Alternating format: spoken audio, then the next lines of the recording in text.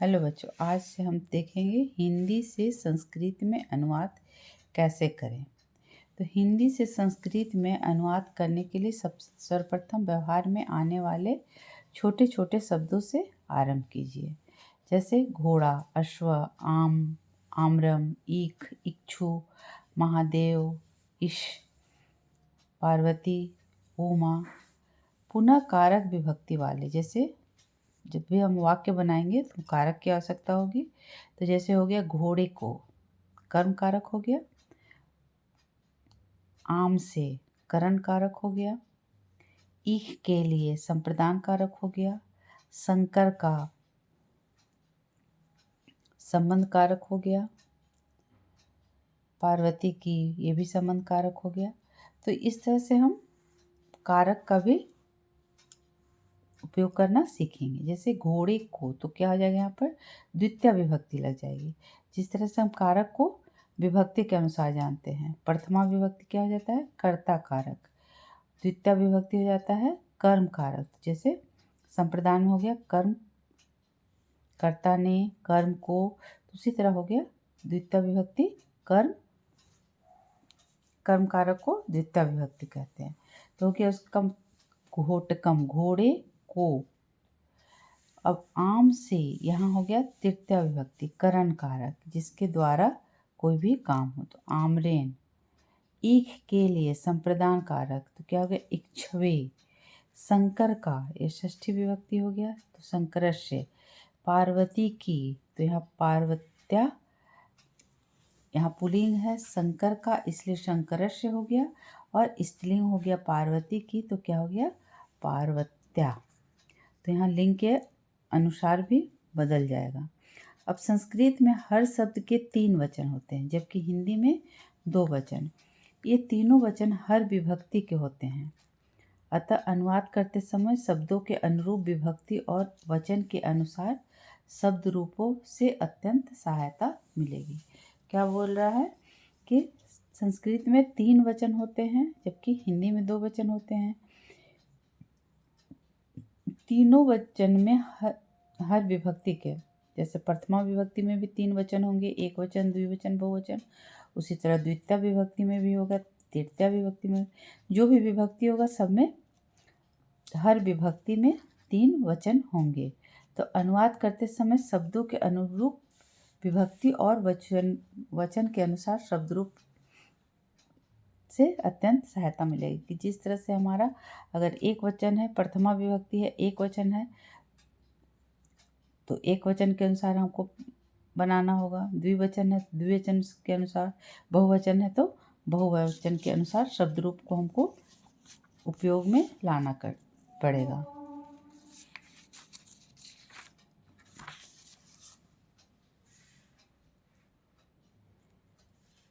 अब जैसे हो गया वह पुल्लिंग के लिए क्या हो गया श, और स्त्रीलिंग के लिए क्या हो गया शा। नपुंसक के लिए वह के लिए क्या हो गया तत्। अब ये तो प्रथमा विभक्ति में हो गया। अब वही चीज द्वितीय विभक्ति में हो गया उसको, वह का क्या हो गया उसको, तो वहाँ पर क्या हो जाएगा तम। तुमको, ये पुरुष के अनुसार अलग हो गया, उसको हो गया प्रथम पुरुष, तुमको हो गया मध्यम पुरुष, तो यहाँ पर क्या हो जाएगा त्वाम। और मेरे लिए, ये उत्तम पुरुष हो गया मेरे लिए, तो यहाँ क्या हो जाएगा मह्यम। तो अनुवाद करते समय पुरुष का भी पूरा ध्यान रखना चाहिए। तो कारण इसके आगे वाक्यों का अनुवाद करते समय पुरुष का ज्ञान उपयोगी प्रमाणित होगा। इसमें हमको वचन, कारक और पुरुष, ये 3 चीज का ध्यान रखना होगा, तभी हम किसी भी संस्कृत का अनुवाद कर सकते हैं, या संस्कृत से हिंदी में अनुवाद कर सकते हैं, या हिंदी से संस्कृत में अनुवाद कर सकते हैं। तो हम पुरुष जानते हैं, प्रथम पुरुष, मध्यम पुरुष और उत्तम पुरुष। प्रथम पुरुष में पहले हम मध्यम पुरुष और उत्तम पुरुष को जान लेते हैं।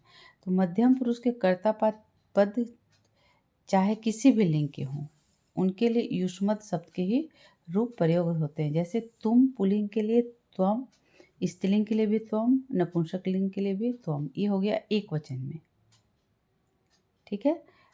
उसी का अगर द्विवचन हो जाएगा तो क्या हो जाएगा, युवाम, और अगर बहुवचन हो गया तो यूयम।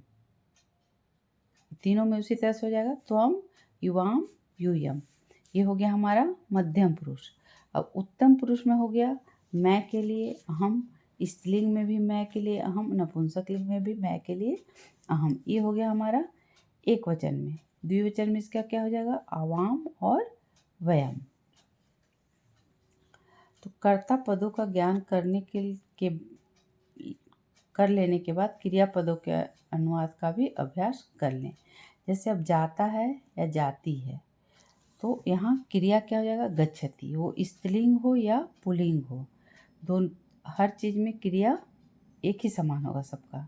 वो स्त्रीलिंग भी होगा तो भी गच्छति ही होगा, जाता है या जाती है दोनों के लिए गच्छति होगा। उसी तरह पढ़ता है या पढ़ती है दोनों के लिए क्या हो जाएगा, पठ्ठति। खाता है खाती है तो उसका भी खादति। लिखता है लिखती है, लिखति। अब जाएगी जाएगा, ये हमारा हो गया भविष्यत काल, तो यहाँ पर क्या हो जाएगा, गमिष्यति। पढ़ेगा पढ़ेगी, पठिष्यति। पढ़ो, ये हो गया हमारा लोट लकार। गया, ये हो गया भूतकाल, तो क्या हो जाएगा, अगच्छत। आया, आगच्छत।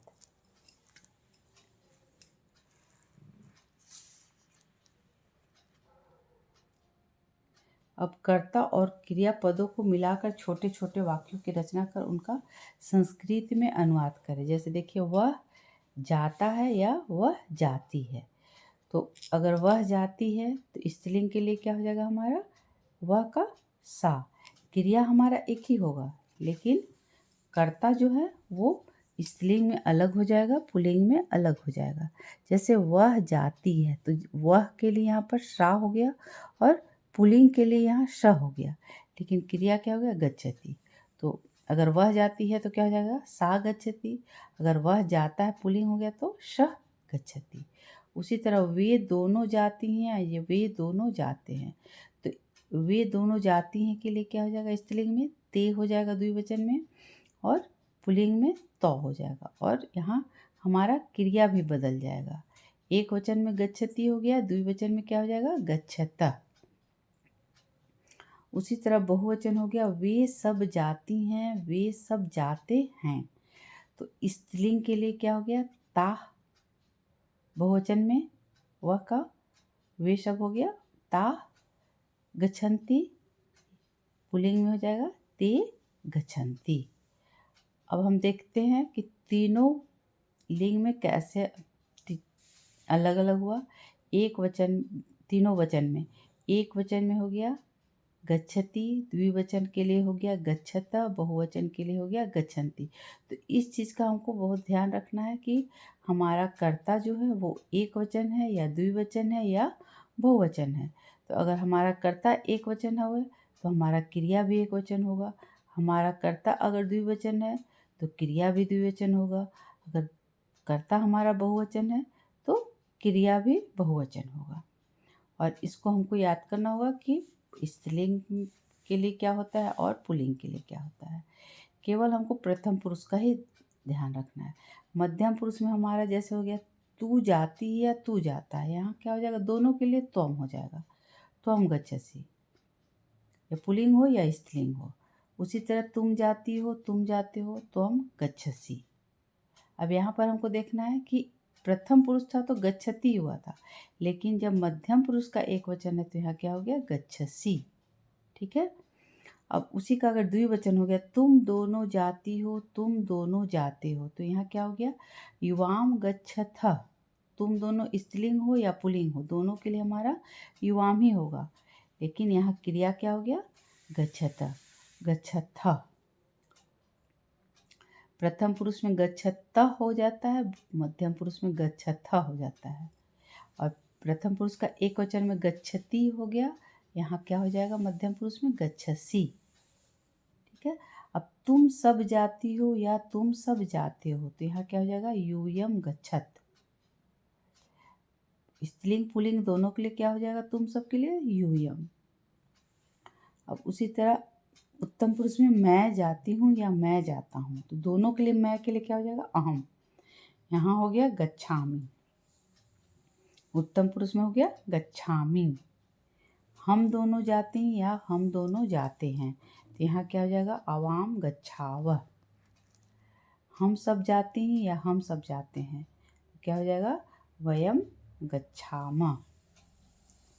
ठीक है, तो इसको आप लोग को ध्यान रखना होगा कि केवल पुल्लिंग में, केवल प्रथम पुरुष में हमारा स्त्रीलिंग और पुल्लिंग अलग अलग होता है, लेकिन क्रिया एक समान होता है।